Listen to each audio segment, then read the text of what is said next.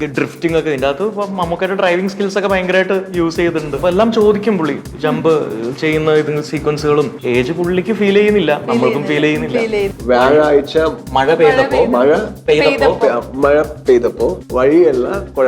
Whether we can do, we don't know. Whether somebody can do, yes, Mammootty can do. ഇങ്ങനത്തെ ചോദ്യങ്ങൾ ദയവ് ചെയ്ത് ഒഴിവാക്കുക. ഇൻസ്റ്റഗ്രാമിൽ എനിക്ക് റിപ്ലൈ തന്ന ഏക സിനിമാ നടനാണ് രാജ്ബി ഷെട്ടി എന്ന് That jobless I am. Hello and welcome to Noor talks. അപ്പോൾ ഇന്ന് എൻ്റെ കൂടെ ഉള്ളത് ടർബോയുടെ വിശേഷങ്ങളുമായി നമ്മുടെ സ്വന്തം Raj B Shetty, Shabareesh and Niranjana. Welcome. Thank you. First of all Raj sir, എങ്ങനെയാണ് ഇത്ര നമുക്ക് ഇപ്പോൾ മലയാളം കമ്മ്യൂണിക്കേറ്റ് ചെയ്യുമ്പോഴേക്ക് നോർമലി നോൺ മലയാളീസിന് മലയാളം കമ്മ്യൂണിക്കേറ്റ് ചെയ്യാൻ നല്ല ബുദ്ധിമുട്ടാണ്. എങ്ങനെയാണ് ഇത് ഈസി ആയിട്ട് ഇത്രയും സ്മൂത്ത് ആയിട്ട് മലയാളം കൈകാര്യം ചെയ്യുന്നത്? ഇല്ലേ, അത് എൻ്റെ ആദ്യത്തെ പടത്തിൽ തുടങ്ങി എല്ലാ എൻ്റെ ടെക്നീഷ്യൻസ് ഇവിടുത്തെ ആൾക്കാരാണ്. എൻ്റെ മ്യൂസിക് ഡയറക്ടർ മിഥുൻ മുകുന്ദൻ, കണ്ണൂർ ആള്. പിന്നെ എൻ്റെ സൗണ്ട് ഡിസൈൻ ചെയ്തിട്ടുള്ള സച്ചിൻ, പിന്നെ അരവിന്ദ് മേനൻ മിക്സിംഗ് എഞ്ചിനീയർ, എല്ലാവരും മലയാളികളാണ്. അപ്പോൾ അവരുടെ അടുത്ത് സംസാരിക്കുമ്പോൾ കുറച്ചും കൂടി എനിക്ക് മനസ്സിലാവും. പിന്നെ അതൊക്കെ പിന്നെ എന്നാ ഗരുഡഗമനം ചെയ്യുമ്പോൾ എൻ്റെ മേക്കപ്പ് ആർട്ടിസ്റ്റ് വന്നു, റോണക് സേവിയർ, ഇവിടുത്തെ മേക്കപ്പ് ആർട്ടിസ്റ്റ്. ആൾക്ക് തമിഴ് അറിയൂ, എനിക്ക് തമിഴ് ഒരു വാക്ക് പോലും അറിയില്ല. എനിക്ക് അവർക്ക് മലയാളം മാത്രം. അപ്പോൾ കോമൺ കമ്മ്യൂണിക്കേഷൻ ലാംഗ്വേജ് മലയാളം മാത്രമേ ഉള്ളൂ. If I speak in English, he will run. വേണ്ടടാ, ആള് ഇംഗ്ലീഷ് സംസാരിക്കുന്നു ഓടും. അപ്പോ I learn the language slowly. ഇപ്പൊ എനിക്ക് മനസ്സിലാവും. കുറച്ച് ഇന്റർവ്യൂലെല്ലാം കുറച്ച് ബുദ്ധിമുട്ടുണ്ട്, ബുദ്ധിമുട്ടുണ്ട്. എന്നാലും കമന്റ്സിലൊക്കെ നമ്മളിങ്ങനെ കാണും ആൾ എത്ര ലൈക്ക് സ്മൂത്ത് ആയിട്ടാ മലയാളം സംസാരിക്കുന്നത്. I think I need to learn a lot better.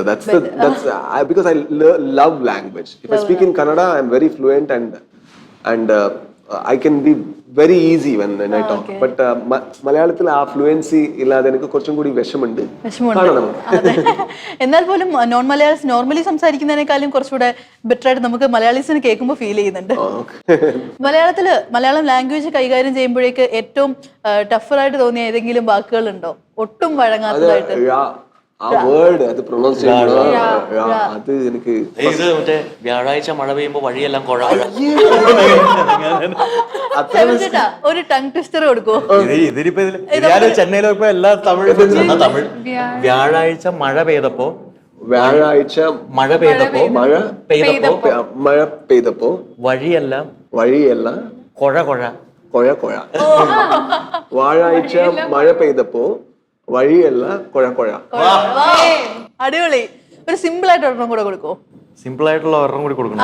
Simple ആയിട്ട് കുറച്ചുകൂടി ഈസി ആയിട്ട്. നമ്മളുടെ ഗസ്റ്റ് അല്ലേ, അതൊരു ഇതുണ്ടല്ലേ, ആന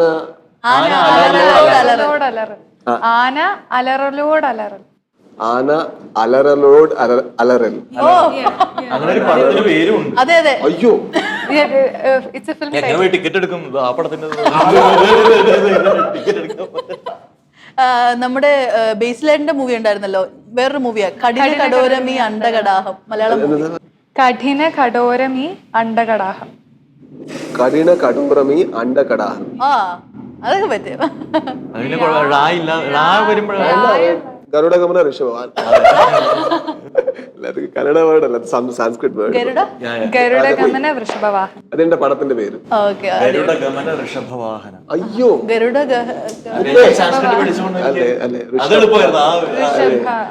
ഇനി ഇതിലോട്ട് പോയി കഴിഞ്ഞാൽ ഞാൻ എന്റെ കുഴി തോണ്ടുന്ന പോലെയാവും. എനിക്ക് നോർമലി എപ്പോഴും ടങ് സ്ലിപ്സ് ഒക്കെ വരാറുള്ളതാ. അപ്പൊ എന്തായാലും ടർബോ മൂന്നാളിലോടും ചോദിക്കാലോ, ടർബോ സീൻ മാറ്റുവോ? Next question, please. കാണാം.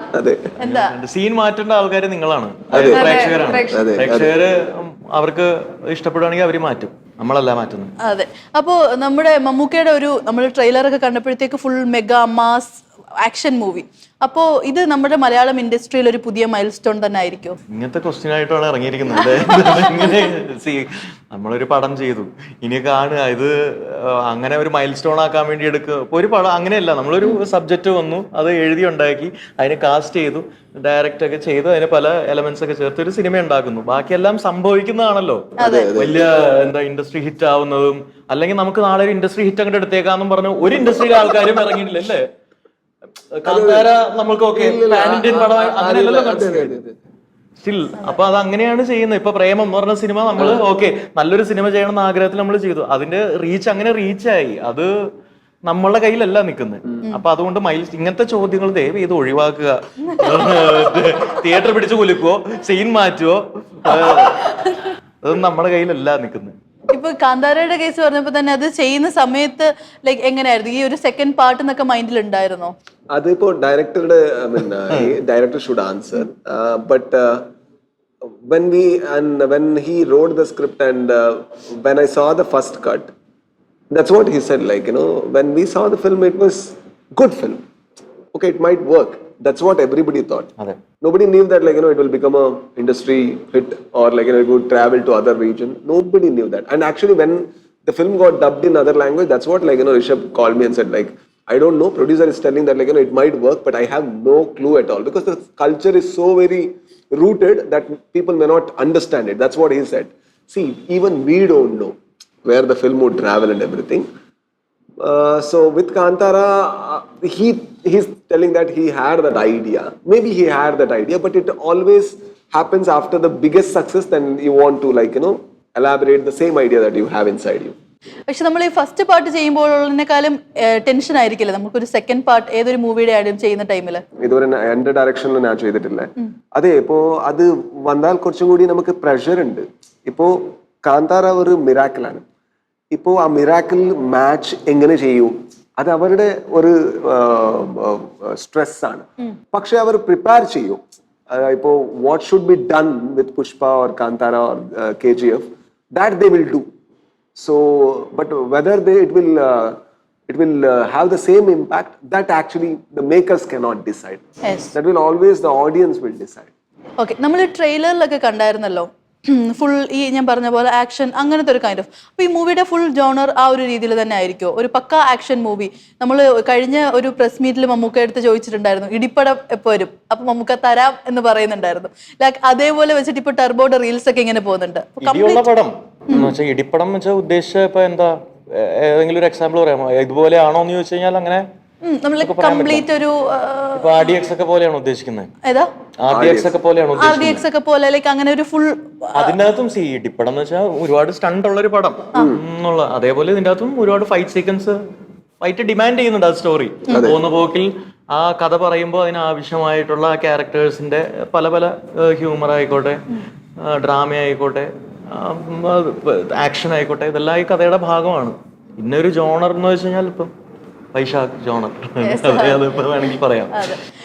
നമ്മളിപ്പോൾ മമ്മൂക്കയുടെ ഏജ് ഇൻ റിവേഴ്സ് ഗിയർ എന്ന് പറയുമ്പോൾ നമ്മൾ ഒരുപാട് നാളുകളായിട്ട് കേൾക്കുന്ന ഒരു സംഭവമാണ്. അപ്പൊ ലുക്സിൽ അത് കൊണ്ടുവരുന്നതിനേക്കാളും ഉപരിയാണ് നമ്മൾ ഹെൽത്ത് ശ്രദ്ധിച്ച് ഫിസിക്കലും അതുപോലെ തന്നെ നിൽക്കുക എന്നുള്ളത്. ഒരു 70s ഒരു നടൻ ഇതേപോലെ ഒരു ആക്ഷൻ ഒക്കെ ചെയ്യുന്ന പറഞ്ഞാൽ റയറസ്റ്റ് ഓഫ് റയറസ്റ്റ് ആണ്. അപ്പോൾ അത് നേരിട്ട് നിങ്ങൾ എന്തായാലും എക്സ്പീരിയൻസ് ചെയ്തിട്ടുള്ള ആളുകളാണ്. എത്രത്തോളം ആയിരുന്നു മമ്മൂക്കയുടെ ആ ഒരു ഡെഡിക്കേഷൻ ലെവൽ? നമുക്ക് ഭയങ്കര പാഷനേറ്റ് ആണ്. ഓരോ ഇതെടുക്കും മമ്മൂക്ക വീണ്ടും ഇങ്ങനെയുള്ള ഇത് എല്ലാം ചോദിക്കും. പുള്ളി ജമ്പ് ചെയ്യുന്ന ഇത് സീക്വൻസുകളും ഡ്രിഫ്റ്റിംഗ് ഒക്കെ ഇതിൻ്റെ അകത്ത് ഇപ്പൊ മമ്മൂക്കയുടെ ഡ്രൈവിംഗ് സ്കിൽസ് ഒക്കെ ഭയങ്കരമായിട്ട് യൂസ് ചെയ്തിട്ടുണ്ട്. അപ്പൊ ട്രെയിലറിൽ തന്നെ കണ്ടിട്ടുണ്ടല്ലോ ഡ്രിഫ്റ്റ് ചെയ്യുന്നതും അങ്ങനെ ഒരുപാട് ഉണ്ട്. ഒരുപാട് എനിക്ക് എടുത്ത് പറയാൻ പറ്റില്ല. അപ്പം പുള്ളിക്ക് അത് ഭയങ്കര ഇഷ്ടമുള്ളൊരു കാര്യമാണ്. അപ്പൊ അതൊരു കഷ്ടപ്പെടുത്തി എന്നൊക്കെ ഇങ്ങനെ ഇന്റർവ്യൂലൊക്കെ പറയുന്നത് ആ ഒരു സെൻസിലല്ല, പുള്ളിക്ക് ബുദ്ധിമുട്ട് ഫീൽ ചെയ്തുകൊണ്ടല്ല പറയുന്നത്. ആ ഒരു സ്പോർട്ടീവ് സെൻസിൽ വേണം എടുക്കാനാണ്. അപ്പൊ ആ ഒരു പാഷനേറ്റ് ആയിട്ട് പുള്ളി അപ്രോച്ച് ചെയ്യുന്നത് നമ്മൾ കണ്ടോണ്ടിരിക്കുകയല്ലേ. അത് ഏജ് പുള്ളിക്ക് ഫീൽ ചെയ്യുന്നില്ല, നമ്മൾക്കും ഫീൽ ചെയ്യുന്നില്ല. നമ്മൾ ഈ 70s ആളെന്ന് നമ്മൾ ഇടയ്ക്കിടയ്ക്കാണ് നമുക്കിങ്ങനെ ആ ഒരു ഓർമ്മ വരുന്നത്. അപ്പോൾ ഇടയ്ക്ക് നമ്മളാണെങ്കിലും മമ്മൂക്കയുടെ ചില ഇൻസ്റ്റാ പോസ്റ്റുകളും ഒക്കെ കാണുമ്പോൾ നമ്മളിങ്ങനെ അന്തം വിട്ടിരിക്കാറുണ്ട്. 70 years ലൈക്ക് അത് നമുക്ക് ഭയങ്കരമായിട്ട് അത്ഭുതമാണ്. അപ്പോൾ ഈ ഒരു സമയത്ത് നിങ്ങൾ ഇതേപോലെ അത്ഭുതപ്പെട്ട് ഇങ്ങനെ ചിന്തിച്ചിട്ടുണ്ടോ? അതായത് 70s ഒരാൾ എങ്ങനെയാണ് ഇങ്ങനെ ആക്ഷൻ സംഭവങ്ങളൊക്കെ ചെയ്യുന്നതെന്ന്? I think barring, more than speaking about his age, whatever he is doing is actually miraculous. The way he performs, that's miraculous. Like even if he is 40, whatever he is doing, if he is doing, that's miraculous. I think we shouldn't take any credit, we shouldn't give credit only to his age, but also to the talent that the man, and the passion to the man, the attitude of the man. I think that is what, we should look at. I think whether we can do, we don't know. whether somebody can do, yes, Mammootty can do. He has done. I think he is doing. And I think we need to have a huge respect. He's pushing the envelope of the possibility of a human being as an artist. And it's a great example to the whole world. It's a great example. നമ്മളിപ്പോ ഏതൊരു ആളെയും ഇപ്പൊ മമ്മൂക്കയുടെ കൂടെ act ചെയ്തിട്ട് ഒരാളുടെ interviews ഒക്കെ എടുക്കുമ്പോൾ പലരും, ഞാൻ തന്നെ മമ്മൂക്കയുടെ ഓരോ സിനിമയുടെയും പ്രൊമോഷൻ ഒക്കെ എടുക്കുമ്പോൾ പലരും പറഞ്ഞു കേട്ടിട്ടുണ്ട്, മമ്മൂക്കയുടെ കൂടെ ആക്ട് ചെയ്ത് കഴിയുമ്പോൾ നമുക്കൊരു ആക്ടിങ് വർക്ക്ഷോപ്പ് പോലെയാണ്. എത്ര എക്സ്പീരിയൻസ്ഡ് ആക്ടേഴ്സ് ആണെങ്കിലും വീണ്ടും വീണ്ടും മമ്മൂക്കയുടെ കൂടെ ആക്ട് ചെയ്യുമ്പോഴേക്ക് ഓരോ പുതിയ കാര്യങ്ങൾ ഈവൻ മമ്മൂക്കയുടെ അടുത്ത് തന്നെ ഡയറക്റ്റ് കിട്ടാറുണ്ടെന്ന്. അപ്പോൾ നിങ്ങളുടെ ഓരോരുത്തരുടെയും അങ്ങനെ ഒരു എക്സ്പീരിയൻസ് എന്ത് പറയാൻ കിട്ടിയ ഒരു കാര്യം പറയുന്നുള്ളതാണ്. ലൈക്ക് അങ്ങനെയല്ല, എന്തെങ്കിലും ഒരു ലൈക്ക് മമ്മൂക്കയുടെ അടുത്തു നിന്ന് ലൈക്ക് നമുക്ക് ഇൻഡയറക്ട്ലി ആണെങ്കിൽ പോലും കിട്ടിയ അങ്ങനെ എന്തെങ്കിലും ഒരു സ്പെഷ്യൽ ഒരു അങ്ങനെ എന്തെങ്കിലും നോളജ് ഉണ്ടോ? ഇത് തന്നെയാണ് ഞാൻ നേരത്തെ പറഞ്ഞില്ലേ, ആ പാഷൻ. ഈ ഒരു ഏജ് ആയി കഴിഞ്ഞാലും ഏജിനേക്കാൾ വലുതാണ് നമ്മളെ ഈ പാഷൻ, ആഗ്രഹങ്ങൾ. അത് തന്നെയാണ് ഏറ്റവും വലിയ കാര്യം. പിന്നെ മമ്മൂക്ക സഞ്ചരിക്കുന്ന വഴിയും നമ്മൾ ഓരോരുത്തർ സഞ്ചരിക്കുന്ന വഴിയും എല്ലാം ഡിഫറെന്റ് അല്ലേ, ടോട്ടലി ഡിഫറെന്റ് അല്ലേ. മമ്മൂക്ക വന്നിരിക്കുന്ന മലയാളത്തിൽ ഇതിനു മുമ്പ് വളരെ വെറ്ററൻ ആയിട്ടുള്ള ഡയറക്ടേഴ്സ്, റൈറ്റേഴ്സിന്റെ ഒക്കെ ഒപ്പം വർക്ക് ചെയ്തിട്ടുള്ള ആളാണ് മമ്മൂക്ക. ലാലേട്ടൻ അതേ ആ ഏജ് ആ സമയത്ത് വന്നിട്ടുള്ള ഒരുപാട് ആൾക്കാർ, അങ്ങനെയുള്ള ഡിഫറെന്റ് ടൈപ്സ് ഓഫ് റൈറ്റേഴ്സും ഡയറക്ടേഴ്സിനെയൊക്കെ കണ്ടാണല്ലോ നമുക്കത് മലയാളികൾക്ക് അറിയാവുന്നതാണ്. അപ്പൊ അതിന്റെ ഒരു എക്സ്പീരിയൻസ് മമ്മൂക്കയിൽ നിന്ന് നമുക്ക് കിട്ടും. നമ്മൾ ചെറുപ്പത്തിൽ കണ്ട പല പടങ്ങളും ചെയ്തത് എങ്ങനെയാണെന്നൊക്കെ നമ്മളൊന്ന് അത്ഭുതപ്പെട്ടത് നേരിട്ട് കാണാനുള്ള ഒരു അവസരവും ഉണ്ടാണ്. അത് തന്നെയാണ് ഏറ്റവും വലിയ ഇൻസ്പിറേഷൻ. ഇനി പോയി നമുക്ക് ഒരിക്കലും ഇതെങ്ങനെയാ ചെയ്യുന്നത് അതെങ്ങനെയാ ചെയ്യുന്നതെന്ന് ചോദിക്കുന്നതിനേക്കാൾ കൂടുതൽ ആ ഒരു ആറ്റിറ്റ്യൂഡും അപ്രോച്ചും നമ്മൾ മനസ്സിലാക്കാന്നുള്ളതാണ്. അല്ലാണ്ട് മമ്മൂക്കയെ പോലെ നമുക്ക് അഭിനയിക്കേണ്ട കാര്യമില്ലല്ലോ. പിന്നെ മമ്മൂക്ക ഉണ്ടല്ലോ, നമ്മളെ പിന്നെ വിളിക്കില്ലല്ലോ. ഈ കണ്ണൂർ സ്കോഡ് കഴിഞ്ഞ് ആ സമയത്ത് തന്നെ ആയിരുന്നു ഈ ടർബോയിലോട്ടുള്ള ഒരു വരവും. അത് കഴിഞ്ഞ് കണ്ണൂർ സ്ക്വാഡ് റിലീസ് കഴിഞ്ഞ എത്രയോ ഒരു 3 മാസമോ 4 മാസമോ മറ്റോ കഴിഞ്ഞപ്പോഴേക്കും ടർബോയുടെ പരിപാടിയിലേക്ക് വിളിച്ചു. അതും ഡയറക്റ്റ് മമ്മൂക്ക വഴി തന്നെ ആയിരുന്നോ? ഡയറക്റ്റ് മമ്മൂക്ക വിളിക്കുകയല്ല ചെയ്തിരുന്നത്. സജഷൻ കഴിഞ്ഞിട്ട് വൈശാഖട്ടനൊക്കെ വിളിച്ച് അതിന്റെ ആൾക്കാർ വിളിച്ചിട്ടാണ് വന്നത്. ഈ മിഥുൻ മാനുവൽ ചിത്രങ്ങൾ എന്ന് പറയുമ്പോൾ നമുക്ക് ഒരുപാട് എക്സ്പെക്ടേഷൻസ് ഉണ്ടാവും. അങ്ങനെ ഒരു ഓവർ എക്സ്പെക്ടേഷൻ ലൈക്ക് ആളുകളിൽ ഉണ്ടാവുന്നത് സിനിമയെ മോശമായിട്ട് ബാധിക്കാൻ സാധ്യതയുണ്ടോ? രണ്ട് രീതിയിലും പോവാമല്ലോ, മോശമായിട്ടും പോവാം. അത് സിനിമ പിന്നെ എങ്ങനെ ഇരിക്കുന്നു എന്നുള്ളൊരു കാര്യമുണ്ടല്ലോ. ആൾക്കാർ എത്ര വേണമെങ്കിലും എക്സ്പെക്ട് ചെയ്തോട്ടെ. സിനിമ വെൽ മെയ്ഡ് ആണെന്നുണ്ടെങ്കിൽ it will become A hit surely. ഇപ്പൊ ബാഹുബലി ഭയങ്കര വലിയ എക്സാമ്പിൾ അല്ല. ഫസ്റ്റ് ബാഹുബലി കഴിഞ്ഞിട്ട് എന്താണ് കട്ടപ്പ എന്തിനാ കുത്തിയേ എന്നുള്ള ചോദ്യം ഇന്ത്യക്കാരെല്ലാവരും ചോദിച്ചു. അത് വലിയൊരു ബാധ്യതയായിട്ട് എടുത്ത് പുള്ളി രാജമൗലി ആ പടം ഞാനിനി എടുക്കുന്നില്ല എന്ന് പറഞ്ഞ ടെൻഷനിലടിച്ച് ചെയ്തില്ലല്ലോ. ആ എക്സ്പെക്ടേഷനേക്കാൾ ബാഹുബലി ഫസ്റ്റിനേക്കാൾ വലിയ ഹിറ്റ് ആയിരുന്നല്ലോ ബാഹുബലി 2. അപ്പൊ ആ ഒരു സ്പിരിറ്റിൽ എടുത്ത് ആ എക്സ്പെക്ടേഷൻ ഉണ്ടാവും, ഉറപ്പായിട്ടും ഉണ്ടാവും. ഇപ്പൊ കാന്താരയ്ക്ക് ഉണ്ടാവില്ലേ, എക്സ്പെക്ടേഷൻ ഉണ്ടാവുമല്ലോ. ഏത് പടമാണെന്നുണ്ടെങ്കിലും അതിന്റെ ഒരു സീക്വൽ അല്ലെങ്കിൽ അതിന്റെ ഒരു നെക്സ്റ്റ് പാർട്ട് പ്രീക്വൽ സീക്വൽ ആയിട്ട് ചെയ്യണമെന്നുണ്ടെങ്കിലും അത് ചെയ്യുമ്പോൾ ആൾക്കാർ എക്സ്പെക്ട് ചെയ്യും. പിന്നെ ഒബ്വിയസ്ലി ഇതിനും എക്സ്പെക്ട് ഉണ്ടാവും. വൈശാഖ്, മിഥുൻ മാനുവൽ തോമസ്, മമ്മൂട്ടി കമ്പനി, മമ്മൂക്ക, രാജ്ബി ഷെട്ടി വീണ്ടും. അപ്പൊ എക്സ്പെക്ടേഷൻ ഉണ്ടാവും. നമ്മൾ ആ എക്സ്പെക്ടേഷൻ മീറ്റ് ചെയ്യാനല്ല പടം എടുക്കുന്നത്. നമ്മള് നമ്മുടെ മാക്സിമം എഫേർട്ട് ഈ പടത്തിലേക്ക് ഇടുന്നു. എക്സ്പെക്ടേഷൻ അവരാണ് എക്സ്പെക്ട് ചെയ്യുന്നത്, നമ്മളല്ല. അപ്പൊ നിങ്ങളുടെ മൂന്നാളുടെയും ക്യാരക്ടറിനെ കുറിച്ച് ജസ്റ്റ് ഒന്ന് ബ്രീഫായിട്ട് എന്തെങ്കിലും പറയാൻ പറ്റുമോ? ഇല്ല, പറ്റില്ല. ഒന്നും പറയാൻ പറ്റില്ല. നിരഞ്ജനയുടെ ക്യാരക്ടറിന്റെ പേര് പറയാം. ക്യാരക്ടറിന്റെ പേര് ജെറി എന്നാണ്. എന്റെ ക്യാരക്ടറിന്റെ പേര് സിത്താര എന്നാണ്. അദ്ദേഹത്തിന്റെ ഇനി പറയാനല്ല, പടം കണ്ടു വില്ലനാണ്. അപ്പോൾ നമ്മളുടെ RRR ഓഫ് കന്നഡ ഇൻഡസ്ട്രി. അപ്പോൾ കന്നഡ ഇൻഡസ്ട്രിയുടെ ഒരു ബാക്ക് ബോൺ എന്ന് തന്നെ പറയാം. പക്ഷെ നമ്മൾ കാണുമ്പോഴേക്ക് ലൈക്ക് നമ്മൾ ഗൂഗിൾ ചെയ്ത് നോക്കുമ്പോൾ തന്നെ കാണാം RRR ഓഫ് കന്നഡ ഇൻഡസ്ട്രി എന്ന് പറയും. ബട്ട് നിങ്ങൾ എല്ലാവരും ഭയങ്കര ഡൗൺ ടു എർത്ത് ആണ്. ഗൂഗിളിൽ എഴുതിയിട്ടുണ്ടോ കന്നഡ ഇൻഡസ്ട്രിയുടെ back bone?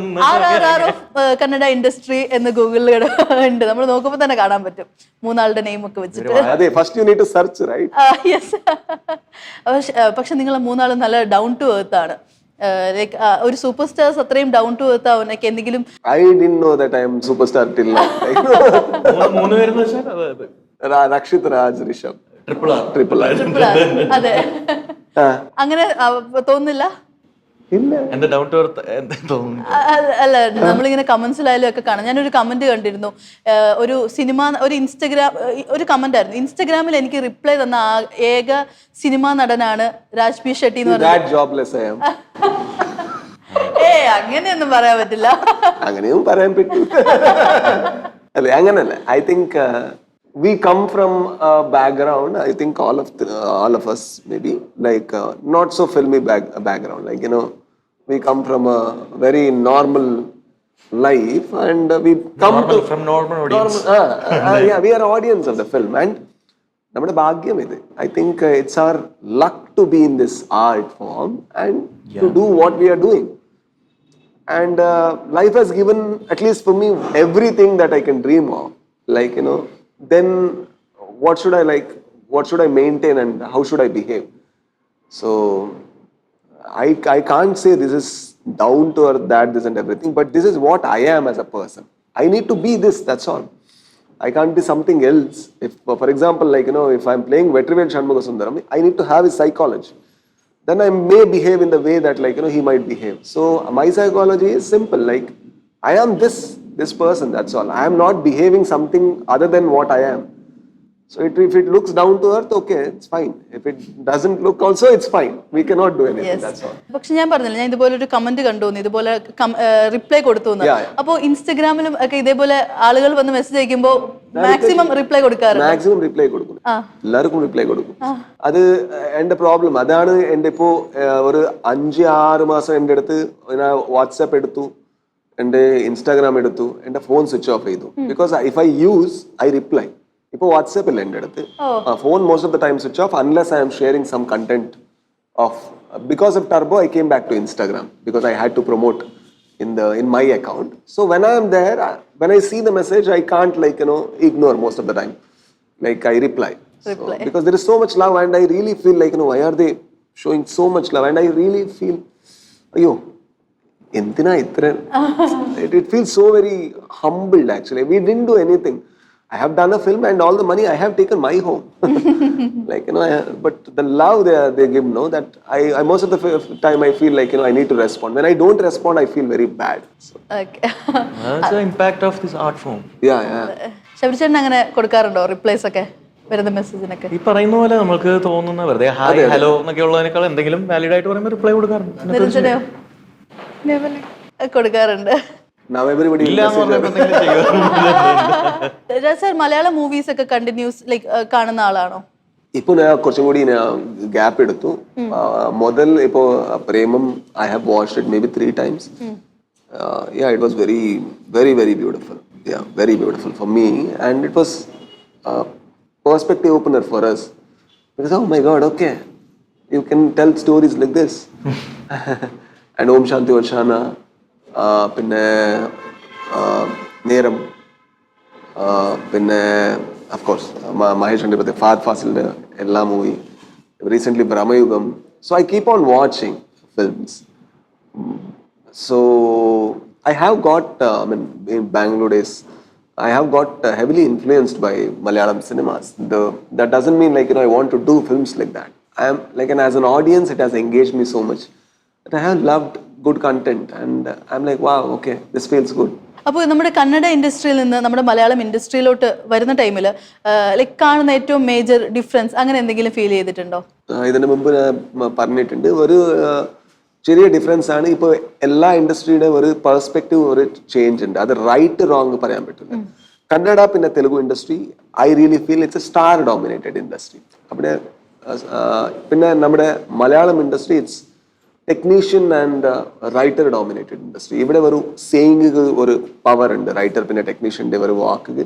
I think it's almost, and that's the difference I see majorly, you know, in these two industries. Turbo എന്നുള്ളൊരു മൂവി ചൂസ് ചെയ്യാനായിട്ട് വന്ന ഒരു മേജർ എലമെന്റ് എന്ന് പറയുന്നത് മമ്മൂക്ക തന്നെ ആയിരിക്കും? First, actually, it was character. Then it was, of course, Mammootty sir. I am a person, I want to do something which actually satisfy me as a human being. That is my first requirement. Of course, who wouldn't want to act with Mammootty sir? But with that, if you are very happy with the character you are playing, then it's a bonus. I think I got both things together. അപ്പോൾ എന്തായാലും May 23 നമ്മുടെ movie റിലീസിന് മുമ്പായിട്ട് നമ്മുടെ ഓഡിയൻസിനോട് എന്താ പറയാനുള്ളത്? ഇതൊരു entertainer ആണ്. I think they need to come to the theater to get entertained. So I really think that, like, the whole team has put their best effort to make this as entertaining as possible. So please come and watch the film on 23rd. എനിക്ക് ഇത് തന്നെയാണ് പറയുന്നത്, നമ്മൾക്ക് തിയേറ്ററിൽ വന്ന് കാണുക, ഇത് ഒരു എന്റർടൈൻമെന്റ് വാല്യൂ ഉള്ള, അതിന് വേണ്ടിയിട്ട് എന്റർടൈൻ ചെയ്യാൻ വേണ്ടി മാത്രം, ഒബ്വിയസ്ലി എല്ലാ പടങ്ങളും അത് തന്നെയാണ്. പിന്നെ ഈ ഒരു ജോണർ പറഞ്ഞൊരു എന്താ പറയുക, ടിപ്പിക്കൽ ഒരു വൈശാഖയുടെ ഒരു അപ്രോച്ചാണ് അത്. നിങ്ങൾ തിയേറ്ററിൽ തന്നെ വന്ന് നമ്മളൊക്കെ കുറച്ച് പണിയെടുത്തിരിക്കുന്ന ഒരു പടമാണ്, നിങ്ങൾ എന്റർടൈൻ ആവും എന്ന് ഒരു കോൺഫിഡൻസ് ഉള്ളതുകൊണ്ടാണ് തിയേറ്ററിൽ വന്ന് കാണുക, കണ്ടിട്ട് ബാക്കി അവര് പറയട്ടെ. അതെ, ഞാനിവിടെ ഇരുന്നിട്ട് തള്ളിയിട്ട് കാര്യമില്ലല്ലോ. അപ്പൊ എന്തായാലും നമ്മുടെ മൂവി ഒരു വലിയ സക്സസ് ആവട്ടെ. All the best. Thank you so much. Thank you.